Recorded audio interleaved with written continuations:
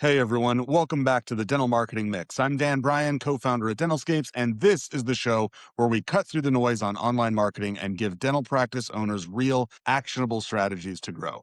Today we're talking about something that literally every dental practice in the country has a stake in, your Google business profile. And I'm not going to give you a 101 rundown on what a GBP is. If you've been listening to this show, you already know it's one of the most important pieces of your online presence. I want to talk about what's changing and what those changes mean for how patients find your practice in 2026 and beyond. Here's the thing that prompted this episode. A lot of practice owners I talk to still treat their GBP like it is a set it and forget it asset.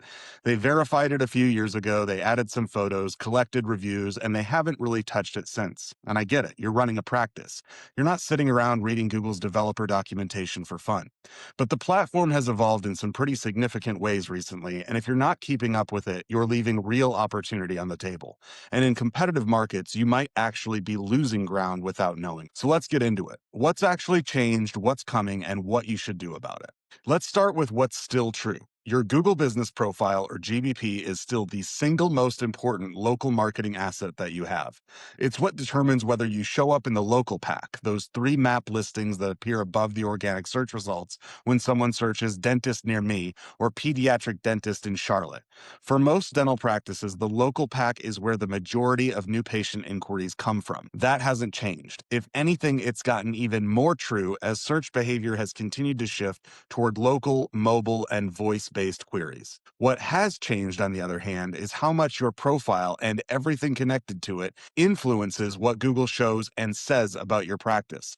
Because Google isn't just using your GBP to rank you anymore, it's also using your GBP to represent you. And that is a very important distinction. So here's a big change. The Q&A feature is gone, and what replaced it is a much bigger deal. For years, Google Business Profiles had a Q&A section, and for SEO-savvy practice owners and marketing teams, this was actually a really useful feature. You could seed your own questions like, do you offer Invisalign, or do you accept new patients? What insurance do you take? And then you could answer them yourself. It was a way to get keyword-rich content on your profile, proactively address patient concerns, and maintain some control over the narrative around your practice. Well, that feature is gone. Google deprecated the Q&A API in November 2025, and the public-facing Q&A section has been rolling off profiles since December. If your profile still shows it, it probably won't for long. Google's stated reason was that the Q&A section had become difficult to navigate, often outdated, and inconsistently moderated, which honestly is fair. A lot of Q&A sections across the platform were just a mess. But here's what matters more than the removal itself, is what's replacing it. Google's been rolling out a feature called Ask Maps, an AI-powered experience that lets users ask questions about your business and get instant Gemini-generated answers. Instead of browsing a static list of pre-written questions and responses, a prospective patient can literally type, do they have Saturday hours, or do they see kids? And Google's AI will generate an answer in real time. And here's the critical thing to understand about how that AI generates those answers. It's drawing from your Google Business Profile information, your website content, your reviews, and other publicly available signals about your practice. It's not pulling from a script that you wrote. It's synthesizing data from everything that Google knows about you and presenting that synthesis to a potential patient as an answer.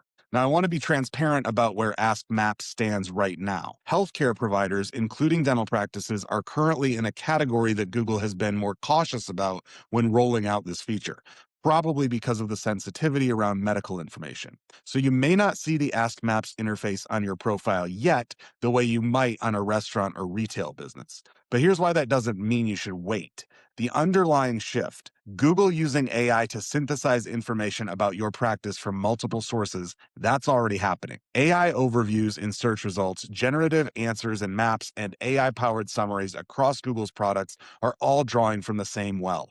The practices that are feeding that well good, complete, accurate information are going to come out ahead. The ones that aren't will get misrepresented or just not represented at all.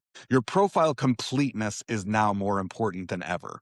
One of the biggest practical implications of this shift is that a thin or incomplete GBP is no longer just a missed opportunity, but a liability.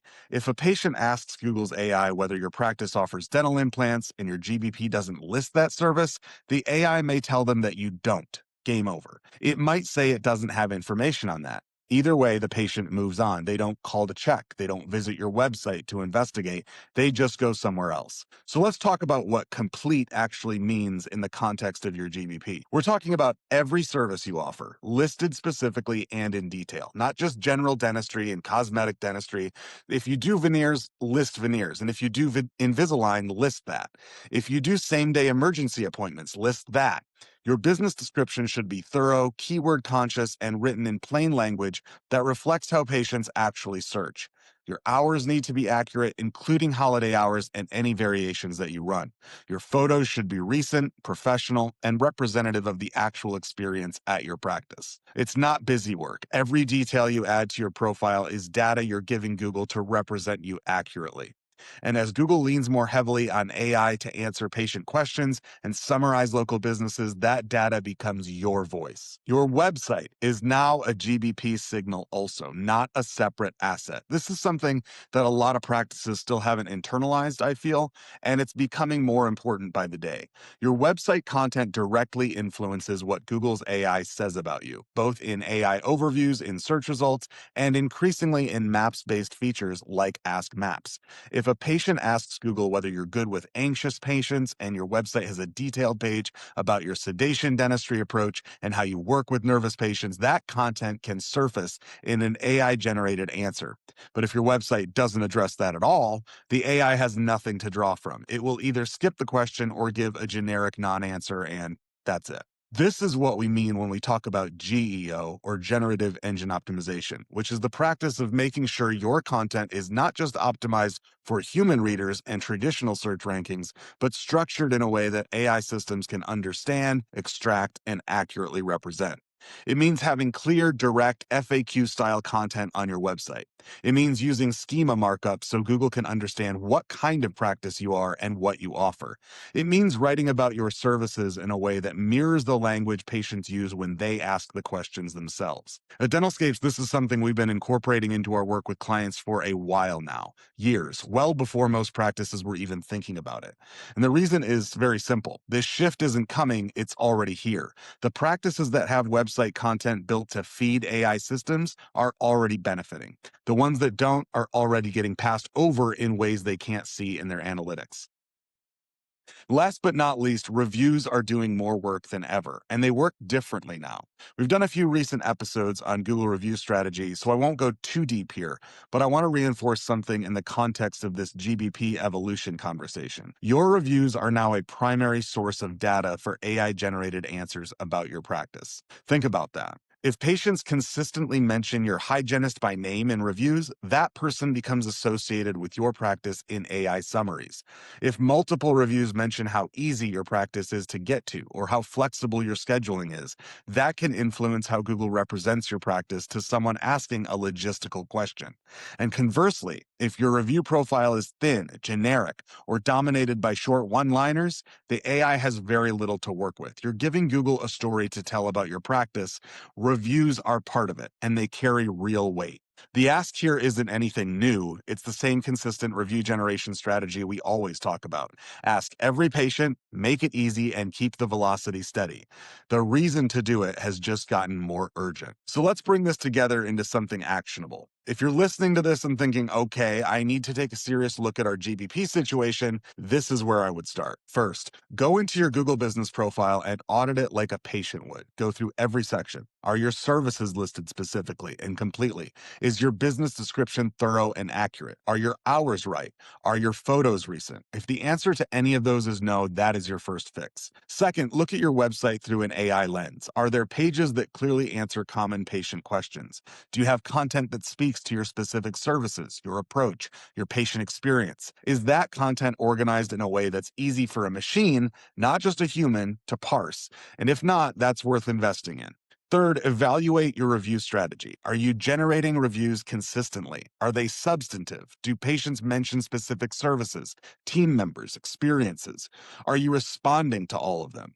These things matter more now than they did just 18 months ago. And fourth, keep watching this space. Google's AI features are evolving quickly. The practices that stay ahead of these changes will have a real competitive advantage. And the ones that wait until every change is fully rolled out before responding tend to find themselves playing catch up. If you want help thinking through any of this, whether it's your GBP setup, your website content strategy, or your review program, that's exactly what we do at DentalScapes. And we'd love to help take a look at where your practice stands. You can book a free strategy call with our team at dentalscapes.com/start. We'll dig into your current situation, show you where the opportunities are, and give you a clear picture of what it looks like to get. And if this episode was useful to you, please take a moment to leave us a 5-star rating or review wherever you listen to podcasts. It genuinely means a lot to us. It's the best way we have to reach other practice owners who could use this kind of help, and we really appreciate every single one. Thanks for listening to the Dental Marketing Mix. I'm Dan Bryan, and I will see you in the next one.